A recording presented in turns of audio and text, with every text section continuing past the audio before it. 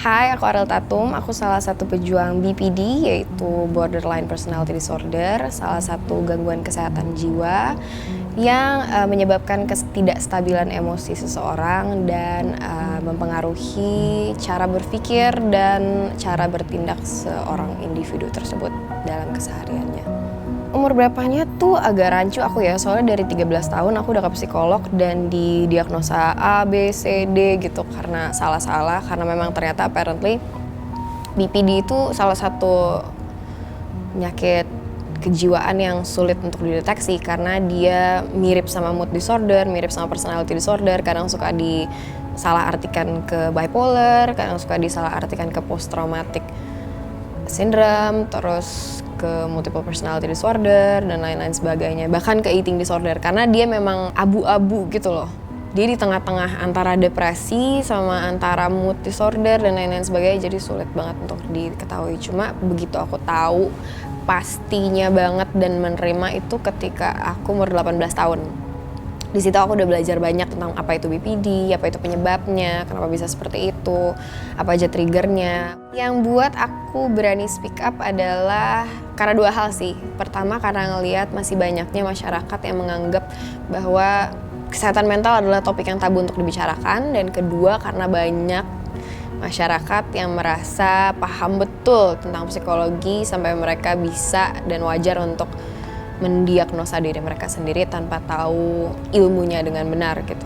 Respon orang-orang sedih banget sih aku pas pertama kali aku speak up tuh, ternyata banyak banget yang lari ke aku lewat email, lewat DM langsung atau leave a comment gitu bahwa kayak mereka juga ngerasa hal yang sama atau mereka ngerasa begini tapi gak ada yang mendukung dari sekitarnya gitu loh untuk cari bantuan profesional, malah kayak jangan ngomong, malu, ini itu gitu. Jadi di situ aku ngerasa sedih karena masih banyak banget keluarga yang merasa malu ketika ada salah satu anggota keluarganya yang punya gangguan kejiwaan gitu. Pendapat aku, di Indonesia tuh masih tabu banget hal-hal seputar kesehatan mental. Aku rasa karena kurangnya edukasi terhadap masyarakat ya. Karena aku lihat generasi milenial ke bawah itu lebih terbuka dan lebih mau refleksi diri gitu loh when it comes to that kind of thing. Sedangkan generasi di atas kita masih merasa kayak apaan sih, nggak sopan banget, nggak ilok banget buat dibahas gitu loh. Jadi menurut aku ya benar-benar kurang edukasi karena sekarang ini masalah depresi, masalah bipolar dan lain-lain itu sebenarnya informasinya sudah ada banyak, cuma banyak yang misleading gitu aja. Cuma udah lumayan dibiasakan banget sih dibanding generasi yang sebelumnya gitu.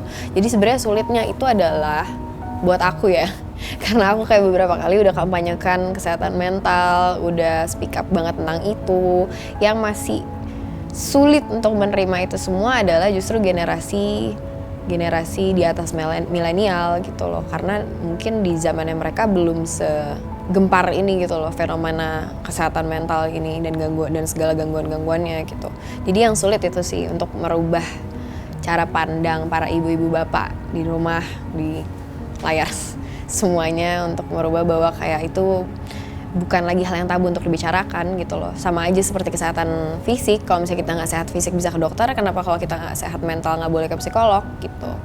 Kampanye Let's End the Shame aku itu berawal dari ketidaksengajaan. Jadi waktu itu ketika aku memutuskan kayak gue mau speak up tentang ini karena banyak orang yang butuh tahu seenggaknya basic knowledge of what is mental health aja gitu loh. Kita bingung cari apa ya, kita harus buat judul apa biar kayak yang ngeliat tuh tertarik gitu. Akhirnya aku kayak di hari pertama kita meeting sama tim aku kayak kita tulis dulu deh sementara Let's End the Shame, bilang gitu, karena kayak itu emang tujuan gue gitu. Gue mau end the shame untuk kayak mengakhiri rasa malu masyarakat untuk cari tahu lebih dalam tentang kesehatan mentalnya gitu. Sampai akhirnya ternyata it sticks to it, dan sampai akhirnya setelah aku pikir-pikir lagi ternyata memang itu jadi salah satu self reminder juga ke aku bahwa from the first day that's my goal. Jadi aku ngerasa oke, gue gak bakalan rubah. Tadi aku berpikir setiap seminar aku mau akan ganti hashtag, tapi ternyata kayak no. Jadi itu jadi reminder aku untuk kayak ini loh, visi misi utama gue dari hari pertama tuh untuk Let's End the Shame. Jadi akan selamanya aku pakai sampai nggak ada lagi yang malu untuk ke psikolog. Kalau ngomongin komen negatif orang-orang, sebenarnya dari dulu aku udah dibully secara sosial media dari aku umur 14 tahun. Waktu pertama kali aku pacaran tuh kayak semua orang langsung pada ngebully. Aku ngerasa ketika orang-orang bilang gimana cara bangkit dari komentar negatif netizen sekarang, justru malah jawaban aku udah bangkit dari komentar negatif netizen dari aku waktu ABG itu.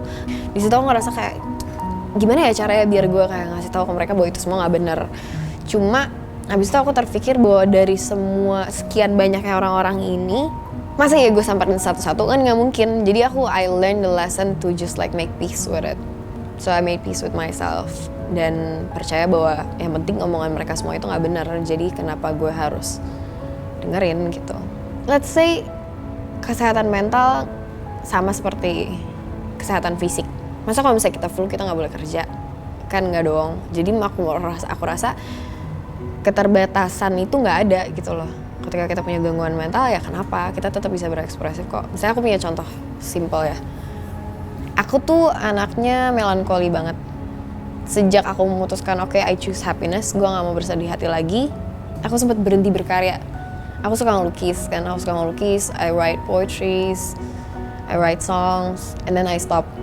Aku bilang sama psikolog aku, ke psikiater aku bahwa kayak gue nggak bisa ngapa-ngapain kalau gue nggak depresi. I know it sounds weird for those of you who can't relate, cuma kayak apparently ada ternyata fenomena tersebut gitu. Gue juga kaget pas pertama kali, so gue nggak bisa, gue nggak tahu, I don't know what to write, I don't know what to paint, I have no inspiration, karena ternyata apparently inspirasi aku sama ini datang dari depresi tersebut gitu loh. Sampai akhirnya aku mikir, terus gue harus depresi terus gitu biar gue produktif? Kan enggak. Akhirnya aku perlahan-lahan mencoba, waktu awal psikolog aku bilang kayak gini, ya udah coba paksain diri untuk kayak tetap berkarya aja walaupun kamu nggak tahu apa yang mau kamu gambar, apa yang mau kamu tulis gitu. Aku coba susah, akhirnya I come up with a plan and that works every time sampai detik ini. Aku tetap ekspresikan diriku, kemelankoliaan aku itu ke karyaku saja ya. Jadi kayak I don't have to be depressed to make something. Jadi ya menurut aku nothing can stop you from being creative ya. Not even your mental health. Sebenarnya kalau misalnya perbedaan stres baik dan buruk sendiri, aku punya list jelas dan panjangnya banget di highlights Instagram aku, kalian bisa cek. Cuma overall kita membedakan stres baik dan buruk adalah stres yang baik adalah yang memotivasi kamu untuk melakukan sesuatu, yang bikin gregetnya gitu loh. Ada ketika misalnya kita ada deadline atau gimana, kalau misalnya kita butuh pacuan adrenalin tersebut, itu that's a good stress. Itu namanya eustress.